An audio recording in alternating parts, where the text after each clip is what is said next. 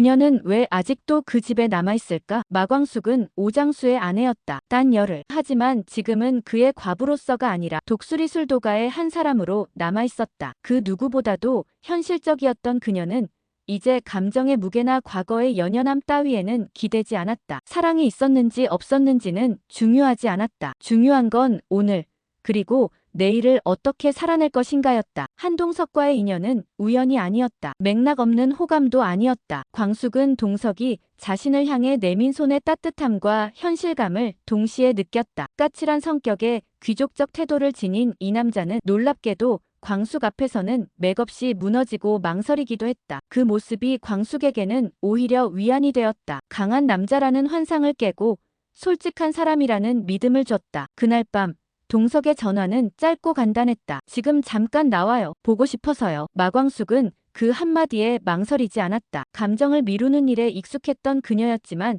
이번엔 예외였다. 사랑을 다시 시작하겠다는 게 아니었다. 그냥 그 사람을 만나고 싶었다. 이유는 그걸로 충분했다. 골목 끝에서 기다리고 있던 동석은 여느 때처럼 단정한 옷차림이었다. 그러나 손에 들린 선물 보자기는 어딘가 서툴러 보였고 그것이 마광숙의 마음을 조금 웃게 했다. 범수 아들 돌잔치 선물이에요. 도시락 얻어먹은 값이라도 하려고요. 광숙은 괜히 볼을 붉히며 받았지만 마음속엔 다른 감정이 일고 있었다. 이 남자는 어쩌면 생각보다 훨씬 섬세할지도 모른다는 예감. 대화는 자연스럽게 이어졌고 어느새 광숙은 자신도 모르게 미소를 지었다. 하지만 그 순간 골목 반대편으로 익숙한 그림자가 스쳐 지나갔다. 오천수였다. 말없이 사라진 그 뒷모습은 광숙의 마음에 작은 파문을 남겼다. 다음 날 밤 광숙은 천수의 방문 앞에서 한참을 서성였다. 도련님, 주무세요? 천수는 조용히 문을 열고 말했다. 형수님, 들어오세요. 광숙은 그 방에서 오장수의 흔적을 느끼지 않았다. 대신 자신을 바라보는 조용한 천수의 눈빛이 남아있었다. 저 회장님과 만나고 있어요. 숨기고 싶진 않아요. 천수는 오래 침묵하다가 고개를 끄덕였다. 형수님, 그럴 줄 알았어요. 전 응원합니다. 형님도 기뻐하실 거예요. 말은 그렇게 했지만 광숙은 그가 자신의 감정을 억누르고 있다는 걸 눈치챘다. 이해와 허락은 다르다는 걸 알기에 그녀는 더 조심스러워졌다. 며칠 후 광숙은 모든 도련님들을 모아 정식으로 말했다. 저 한동석 회장님과 진지하게 만나고 있어요. 이해해 주셨으면 좋겠어요. 대부분은 놀라며도 축하해 주었다. 하지만 오흥수는 고개를 저으며 말했다. 형이 떠난 지 얼마 안 됐어요. 솔직히 좀 실망스럽습니다. 그 말은 광숙에게 돌처럼 무거웠다. 그러나 이번에는 물러서지 않기로 했다. 감정은 선택이 아니고 삶은 멈춰있지 않는다. 그녀는 더 이상 과거에 사는 여자가 아니었다. 그날 밤 광숙은 동석에게 전화를 걸었다. 도련님들한테 말씀드렸어요. 흥수 도련님은 좀 놀란 눈치였지만 괜찮을 거예요. 동석은 잠시 침묵하다가 말했다. 고마워요. 제 편이 되어줘서. 한편 오흥수는 고민에 빠졌다. 지옥분과의 관계도 순탄치 않았다. 옥분은 요즘 유기견 하나에 매달려 있었고 흥수는 그 사실이 못마땅했다. 그 강아지보다 내가 중요한 거 아니야? 라는 말이 목구멍까지 올라왔지만 끝내 내뱉지 못했다. 동석은 그 틈을 비집고 들어갔다. 흥수씨, 연애는요, 이기려는 게임이 아니에요. 상대가 뭘 원하는지 제대로 듣는 것부터 시작해야죠. 그 말에 흥수는 구름이라는 이름의 유기견을 입양했고 그것이 지옥분의 마음을 다시 여는 계기가 되었다. 하지만 평온은 오래가지 않았다. 독고세리와 오범수의 관계에 금이 갔다. 세리는 범수가 숨기고 있던 딸의 존재를 알게 되었고 파혼을 선언했다. 믿었어요. 그런데 왜 말 안 했어요? 그 아이는 나보다 먼저였던 거예요?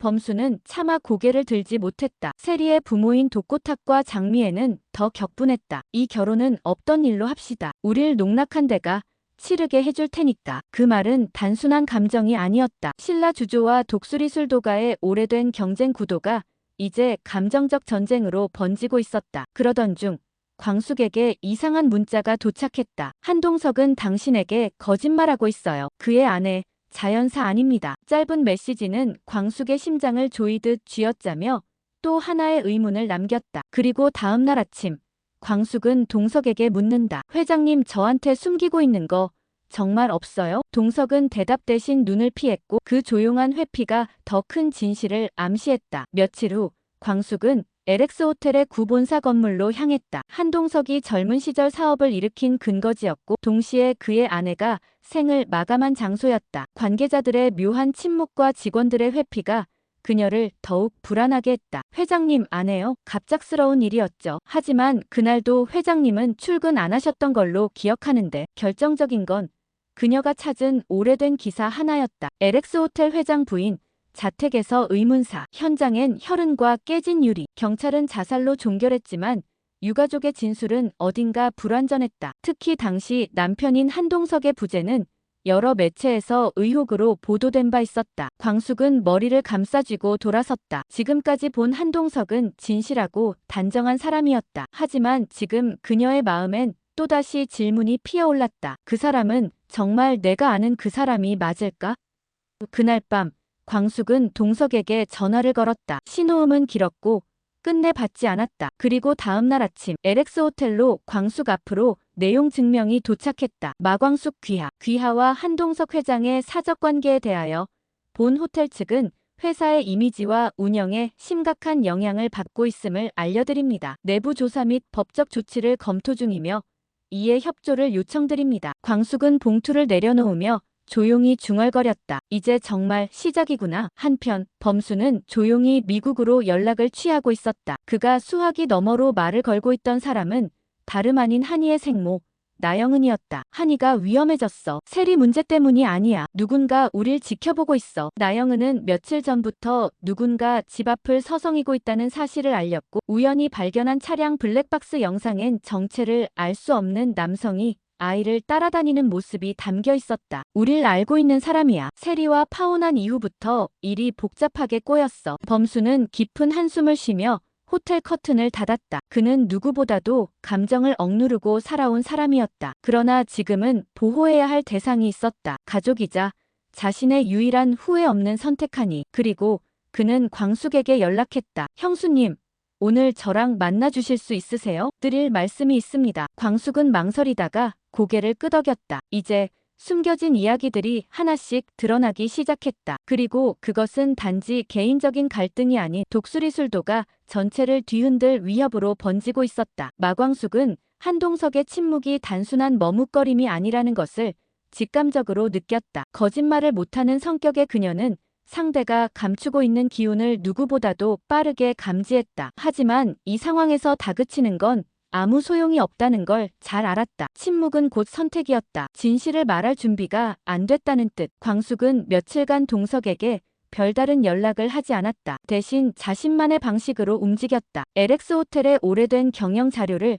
조용히 찾아보기 시작한 것이다. 그녀에겐 공직 시절 쌓은 정보 분석 능력과 사람의 말보다 수치를 먼저 믿는 습관이 있었다. 그러던 중 광숙은 한 가지 이상한 점을 발견했다. 15년 전 동석의 아내가 사망한 시기와 LX 호텔 계열사 두 곳이 대규모 구조조정을 단행한 시기가 완전히 일치했던 것이다. 게다가 당시 구조조정 대상 직원 중 한 명이 이름을 바꾸고 지금은 독수리 술도가 근처에서 조용히 살고 있다는 정보도 알게 되었다. 그의 이름은 백준호, 전직 LX 호텔 법무팀장이었고 현재는 백신의 정육점을 운영 중이었다. 광숙은 직접 그를 찾았다. 처음엔 말을 아끼던 백준호는 광숙이 조심스레 동석의 아내 이야기를 꺼내자 갑작스레 표정을 굳혔다. 그 일 아직도 회장님이 말 안 했나요? 조용한 목소리였지만 의미는 명확했다. 자연사 아닙니다. 회장님 그분 약을 끊고 있었어요. 불안장의 약이었는데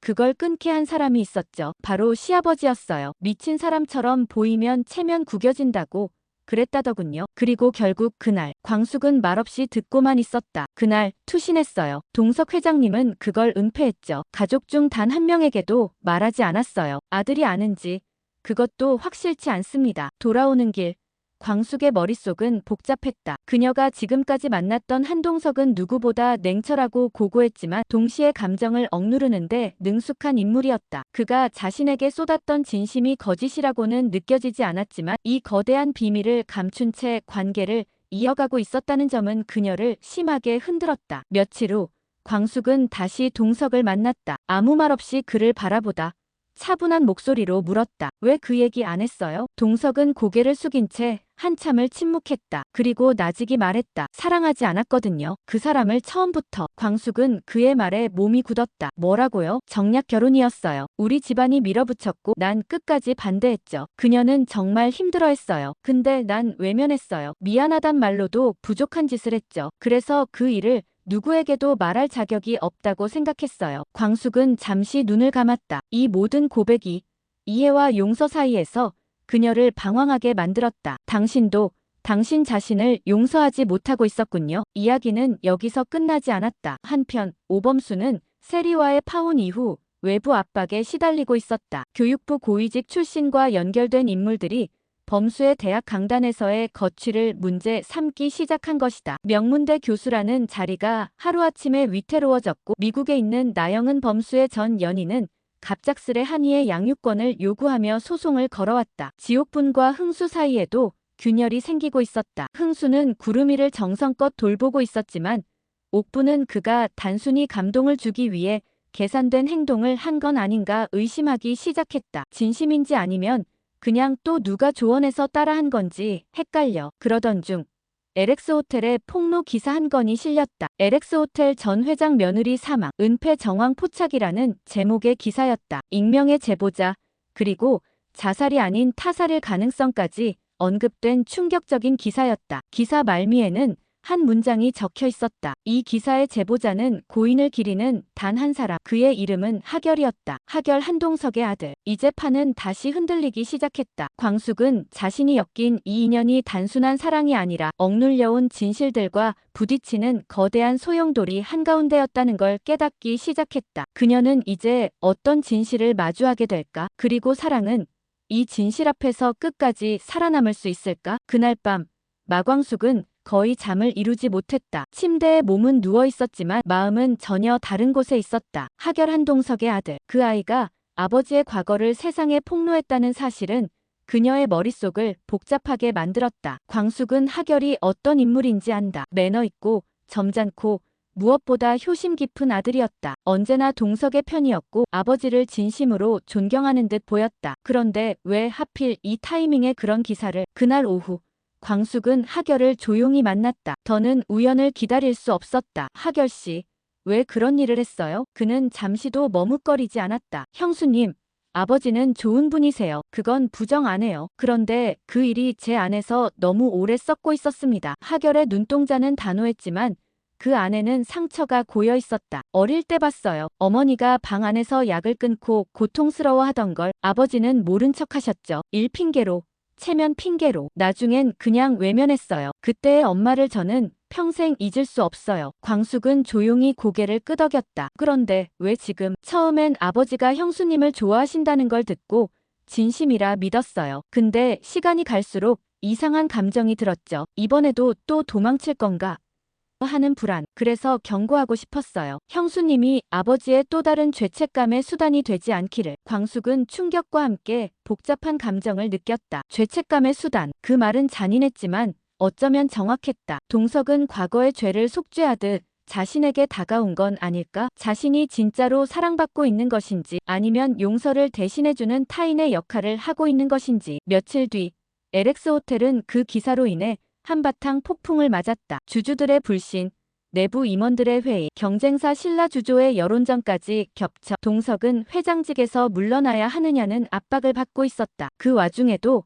그는 광숙을 찾아왔다. 전보다 지쳐 있었고 말수도 줄었지만 그녀만큼은 여전히 소중하게 다뤘다. 하지만 광숙은 이제 쉽게 웃을 수 없었다. 감정은 여전했지만 진실의 무게가 더 컸다. 회장님, 아니 동석씨, 나 잠깐 거리 두고 싶어요. 그 말에 동석은 한동안 말이 없었다. 하지만 그는 억지로 그녀를 붙잡지 않았다. 오히려 조용히 고개를 끄덕였다. 그럴 줄 알았어요. 알아요. 지금 내 옆에 있는 게 무서울 수도 있다는 거. 아니요. 무서운 건 나 자신이에요. 이 감정을 믿고 싶어 하면서도 계속 의심하게 되는 내가요. 그렇게 둘은 조용히 거리를 두기 시작했다. 한편 독고세리는 범수와의 관계를 끝낸 후 자신도 몰랐던 또 하나의 비밀을 마주하게 된다. 그녀의 엄마 장미애는 늘 감시하고 통제하고 잔소리했지만 알고 보니 세리에게 가장 중요한 사실 하나를 평생 숨기고 있었다. 엄마, 이게 뭐야? 입양 서류? 세리는 우연히 장롱 속 서류에서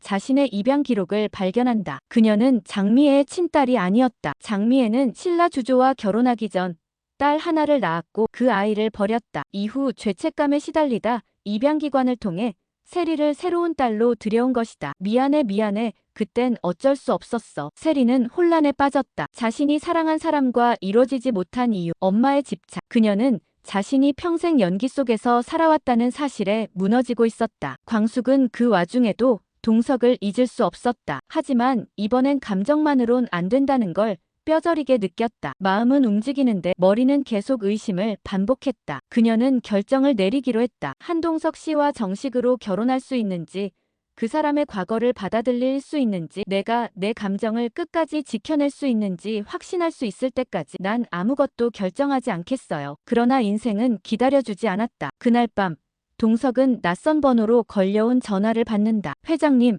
큰일 났습니다. 하결 씨가 연락이 안 됩니다. 마지막으로 보인 장소는 남산 2호 터널 위였습니다. 그리고 동석의 휴대폰에 문자 하나가 도착했다. 당신이 외면한 진실, 내가 마지막으로 보여줄게요. 하결. 한동석은 처음으로 공포에 가까운 감정을 느꼈다. 그토록 단정하고 이성적이던 그조차 남산이라는 단어에 즉각 떠오른 건 과거 아내의 마지막 흔적이었다. 하결이 그곳에 있다는 말은 우연이 아니었다. 그리고 그 문자의 어조는 단순한 감정적 동요가 아니라 예고된 결단처럼 들렸다. 동석은 곧장 차를 몰아 남산으로 향했다. 밤하늘은 잔뜩 흐려 있었고 바람은 세찼다. 터널 위 난간 근처에 다가서자 멀리 한 사람의 실루엣이 보였다. 정말 하결이었다. 광숙에게도 동시에 전화가 걸려왔다. 하결 씨가 남산에서 지금 위험할 수도 있어요. 무슨 말이 더 필요했을까? 광숙은 코트도 제대로 걸치지 못한 채 뛰쳐나갔다. 그녀의 머릿속엔 단 하나, 이번엔 지켜야 한다. 남산에 도착했을 때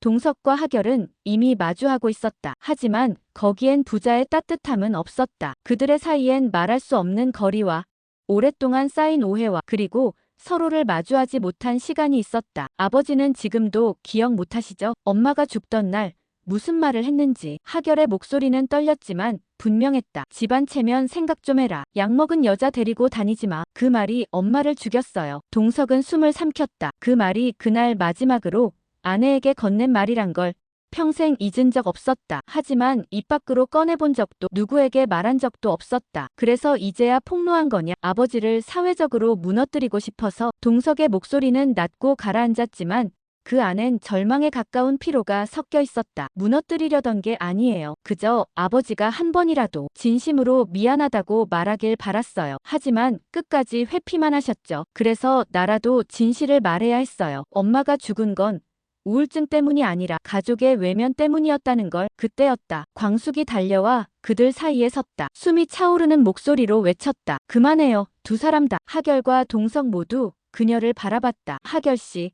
당신 어머니의 아픔을 부정할 생각 없어요. 하지만 지금 이대로라면 당신도 결국 같은 사람 될 거예요. 사랑하는 사람의 진심을 외면한 채 분노로만 판단한 사람. 그걸 정말 원해요? 하결의 눈이 흔들렸다. 그리고 회장님, 광숙은 동석을 바라보며 말했다. 당신, 그날 무슨 말을 했는지 정말 모르시진 않았어요. 다만 그걸 인정하면 당신 자신이 무너질까봐 두려웠던 거겠죠. 동석은 눈을 감았다. 침묵은 곧 인정이었다. 지금이라도 늦지 않았어요. 하결 씨한테, 당신 자신한테, 그리고 그분한테 진심으로 사과해요. 바람만이 흘렀다. 그러다 마침내 동석이 입을 열었다. 미안하다. 하결아, 아버지가 그렇게 말하는 걸 처음 듣네요. 하결은 울음을 참기 위해 고개를 돌렸지만 이미 눈가엔 눈물이 맺혀 있었다. 그날 밤 세 사람은 말없이 남산을 내려왔다. 긴장도, 분노도, 증오도 서서히 녹아내리고 있었다. 그러나 이 평화는 오래가지 못했다. 며칠 후